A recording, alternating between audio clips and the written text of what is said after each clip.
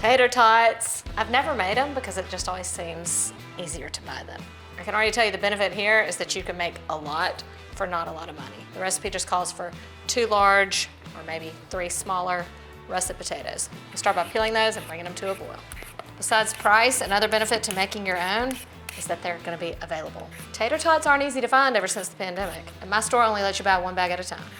That's not enough. And just plop them into some water and bring them to a boil. I just boiled these for just about 10 minutes. You're just trying to kind of cook that potato through. We're not looking to cook them as much as mashed potatoes or you won't be able to shred them. So I'm gonna let these cool slightly for about 5 to 10 minutes. Cool enough to handle, use a box grater and grate away.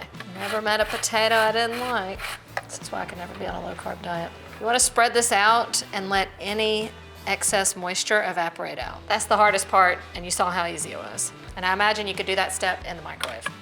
Once all the moisture has evaporated out, we're gonna add this to a bowl and stir in a few more things.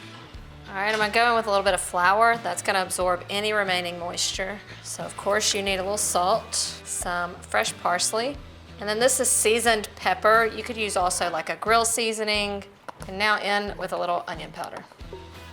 Be a lot of flavor in these tots. And now we're gonna form our tots. Everyone knows what a tater tot looks like, but I'll give you a little demo. Kind of squeeze it together so it sticks. The potato is starchy, so that's gonna happen naturally, and then form it into the tot shape. Great little task to invite the kids into the kitchen to help with.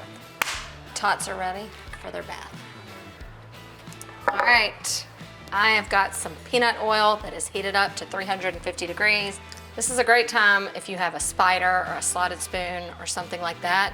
That'll help you lower your tater tots into the oil carefully without trying to plop them in so they don't splatter on you. And then you're just gonna work in batches because these are only gonna take about 3 minutes to cook. Don't let me down, tater tots. You've gotta be better than the frozen ones. Oh yeah, those look delicious. I'm gonna drain these on paper towel and sprinkle them with a little salt. You can see the crunch on these tater tots. I'm impressed. One of these things is not like the other. Fluffy and flavorful on the inside, no crunch, and boring on the inside. I mean, I used to like these guys, not anymore. When I was taking the time to roll these little tots, I was scared it wasn't gonna be worth it, but 100% worth the effort. These are dangerous. Hot potato, hot potato. Hot potato, hot potato.